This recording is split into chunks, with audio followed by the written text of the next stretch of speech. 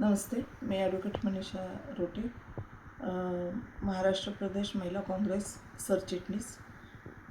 मी आज या ठिकाणी हे सांगू इच्छिते की ईश्वरपूर नगरपालिकेच्या निवडणुका झाल्या, त्याच्यामध्ये आनंदराव मलगुंडे दादा हे चांगल्या मताने नगराध्यक्ष म्हणून निवडून आले। त्याचबरोबर त्यांचे बंधू सुनील मलगुंडे हे सुद्धा नगरसेवक म्हणून चांगल्या मताने निवडून आले। पण आता आपण पाहतोय की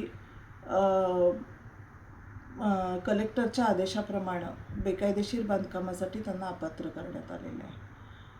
खरं तर आता हा गंभीर विचार करण्याची वेळ आलेली आहे की राजकारण कुठल्या थराला जाऊन पोहोचलेलं आहे। जनतेच्या कौलपेक्षा प्रशासन आज श्रेष्ठ झालेलं दिसतं। इथं जर व्यवस्था अशी होती की नगरपालिकेचं बांधकाम जर चुकीचं केलं असेल, घराचं बांधकाम चुकीचं केलं असेल किंवा बेकायदेशीर केलं असेल, तर त्याला एक कायदेशीर वेगळी यंत्रणा आहे, त्या यंत्रणेतून त्यांना शिक्षा होणं हे मला मान्य आहे।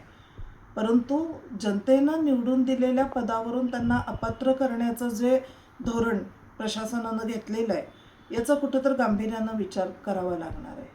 लोकशाही जिवंत राहणार आहे का नाही, लोकशाहीचा गळा इथं दाबला जातो।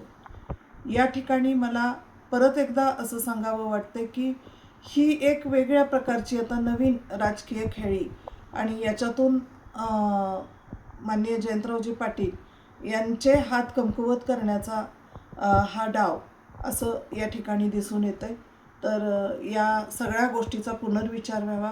न्यायालयीन व्यवस्था आहे, न्यायव्यवस्था अजूनही आपली निपक्षपाती काम करते।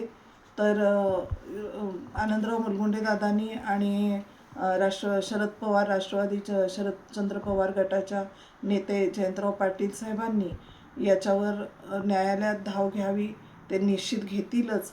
परंतु न्यायव्यवस्थेला डावलून लोकप्रतिनिधींना लोकमताला डावलून जर असे निर्णय होत असेल तर ते गंभीर विचार करण्यासारखे निर्णय आहे असं मला या ठिकाणी वाटतं।